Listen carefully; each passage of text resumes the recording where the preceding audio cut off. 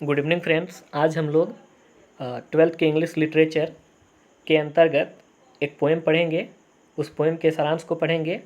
पहले इस पोएम के सारांश को समझेंगे, इसके बाद जो है line by line, stanza by stanza इस पोएम को भी पढ़ा जाएगा और फिर कुछ महत्वपूर्ण प्रश्नों पर फोकस हम लोग करेंगे। तो आज हम लोग इसके सारांश को देखते हैं। फ्रेंड्स, इस पोएम का नाम है sweetest love I do not go. ये 12वीं के 100 नंबर की जो इंग्लिश की बुक है उसका पहला पोएम है। ठीक है, ये पोएम जो है लिखा गया है जॉन डॉन के द्वारा। तो कवि का नाम याद रखेंगे। चलिए शुरू करते हैं। The poem sweetest love I do not give, यानी कि यह कविता जिसका नाम है sweetest love I do not give, यानी प्रियतमा। स्वीटेस्ट लव का मतलब होता है प्रियतमा। प्रियतमा मैं नहीं जाता। इज अ लव पोएम, यह जो है एक प्रेम पर आधारित कविता है।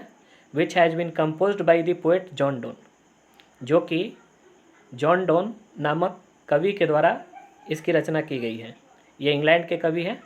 इन दिस प्रेजेंट पोएम, इस प्रस्तुत कविता में the poet beautifully express the feelings of love. जो कवि है वो बहुत ही सुंदरता से अपने प्यार के अनुभवों को, अपने प्यार की भावनाओं को व्यक्त करता है।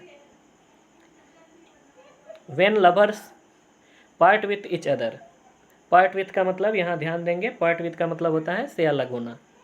When lovers part with each other, जब प्रेमी एक दूसरे से अलग होते हैं, यानी कि इस कविता में कवि और उसकी जो बिलव्ड है, उसकी जो प्रेमिका है, जब ये दोनों एक दूसरे से अलग हो रहे होते हैं, दे show the passion of love, तो वे एक दूसरे के प्रति अपने प्यार के जज्बात को, पैसन ऑफ लव यानी प्यार का जुनून, प्यार का जज्बात, इसको जो है वो दर्शाते हैं, दिखाते हैं।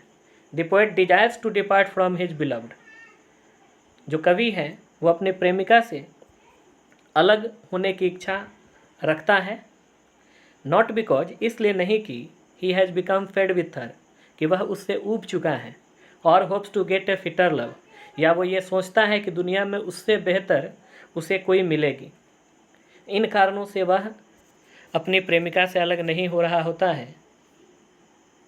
He wants to leave his beloved because he knows as well, वह अपने प्रेमिका से अलग होना चाहता है, कुछ समय के लिए उससे दूर जाना चाहता है, क्योंकि वह जानता है कि death will certainly part them away, कि मृत्यु जो है निश्चित रूप से उन्हें कभी न कभी अलग कर देगी। द पोएट एश्योर्स, एश्योर यानी होता है भरोसा दिलाना।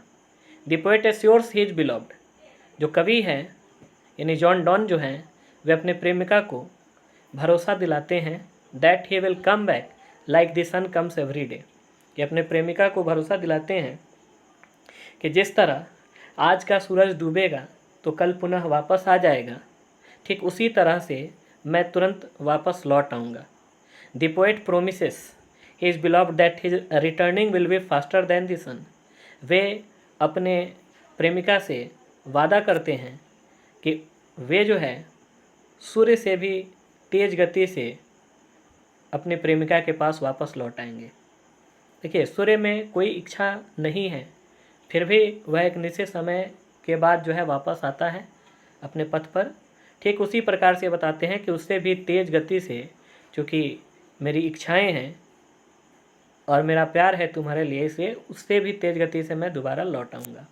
Finally asserts that those who truly love each other are never parted, और अंततः वे क्या कहते हैं कि जो लोग एक दूसरे से सच्चा प्यार करते हैं वे कभी एक दूसरे से अलग नहीं होते। And never died ultimately meet in heaven, और कभी मरते भी नहीं हैं। जो एक दूसरे से सच्चा प्रेम करते हैं वे कभी एक दूसरे से अलग नहीं होते और कभी मरते नहीं हैं। Ultimately meet in heaven after their physical death, उनकी शारीरिक मृत्यु तो हो जाती है लेकिन रियल में वो मरते नहीं हैं। अपनी शारीरिक मृत्यु के बाद अंततः वे स्वर्ग में दोबारा मिलते हैं। थैंक यू दोस्तों। इसके बाद का वीडियो जो है अगले बार अपलोड किया जाएगा। Thank you very much.